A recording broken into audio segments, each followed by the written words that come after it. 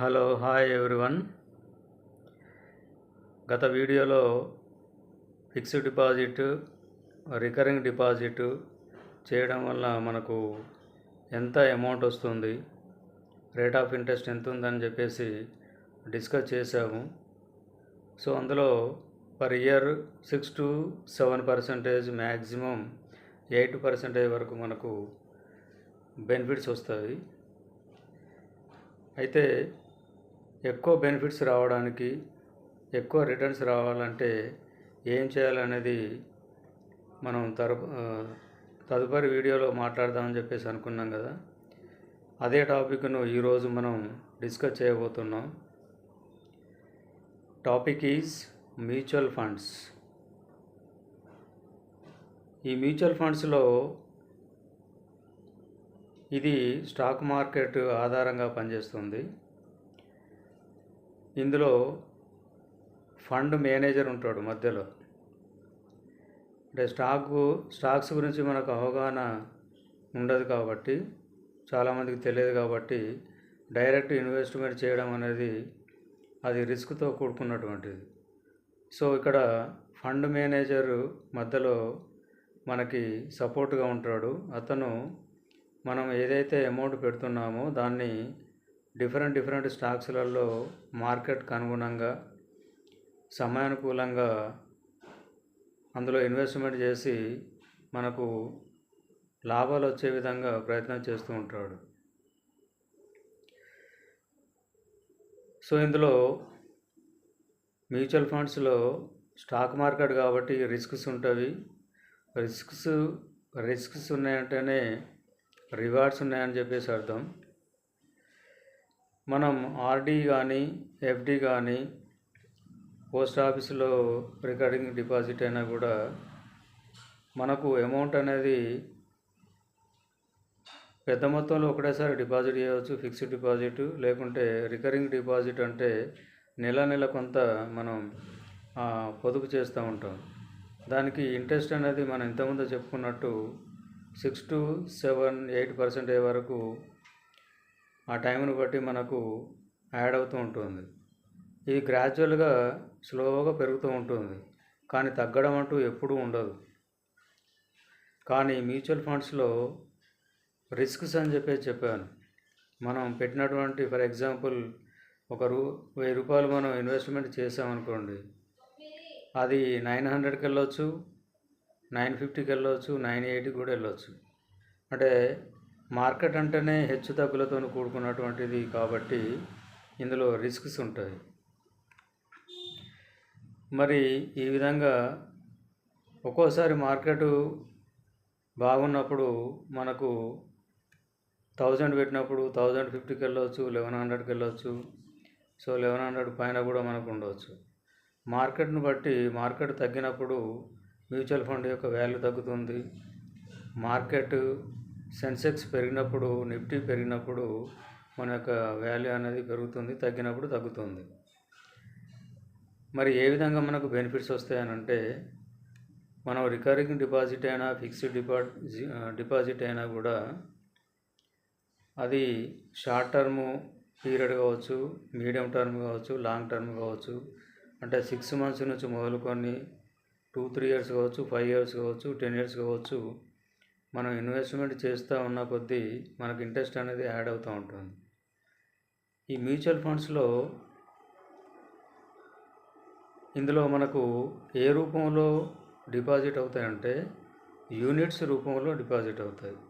ఒక యూనిట్ యొక్క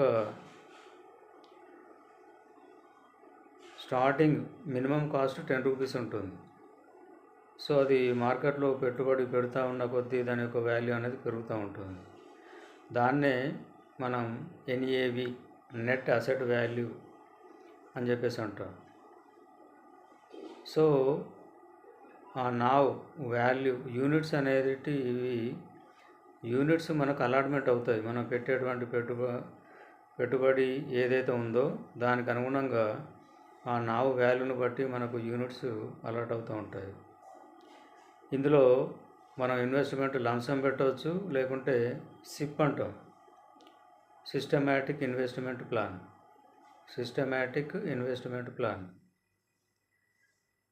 ఇందులో మనం ఈ సిప్లో 100 రూపాయల నుంచి కూడా మనం స్టార్ట్ చేయవచ్చు. Depending on the mutual fund 1000 రూపాయల నుంచి స్టార్ట్ చేయవచ్చు. 5000 నుంచి కూడా పర్ మంత్ స్టార్ట్ చేయవచ్చు. సో ఇది చేసుకుంటూ వెళ్ళాలి. వెళ్ళినప్పుడు మార్కెట్ తగ్గినప్పుడు మనకు ఎక్కువ యూనిట్స్ వస్తుంది, మార్కెట్ పెరిగినప్పుడు యూనిట్స్ తక్కువ వస్తుంది.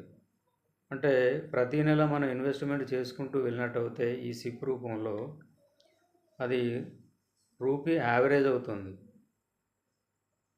అంటే నావ్ వాల్యూ ఎక్కువ ఉన్నప్పుడు తక్కువ యూనిట్స్ వస్తుంది, నావ్ వాల్యూ తక్కువ ఉన్నప్పుడు ఎక్కువ యూనిట్స్ వస్తుంది. అలా ప్రతి నెల మనం ఇన్వెస్ట్మెంట్ చేసుకుంటూ వెళ్తాము. ఈ హెచ్చు తగ్గుల రూపంలో మనకు రూపీ యావరేజ్ కాస్ట్కి వస్తుంది.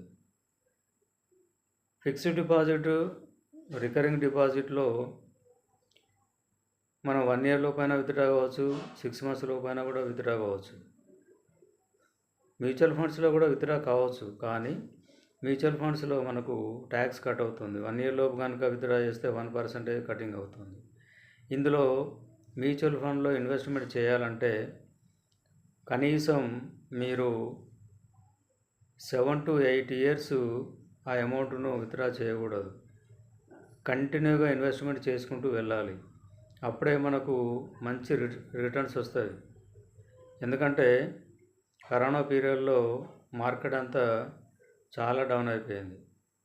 అదేవిధంగా ఇప్పుడు రష్యా యుక్రెయిన్ యుద్ధం కావచ్చు, ఇరాన్ అమెరికా యుద్ధం కావచ్చు, మార్కెట్ చాలా హెచ్చు తగ్గులకు లోనయి మార్కెట్ అనేది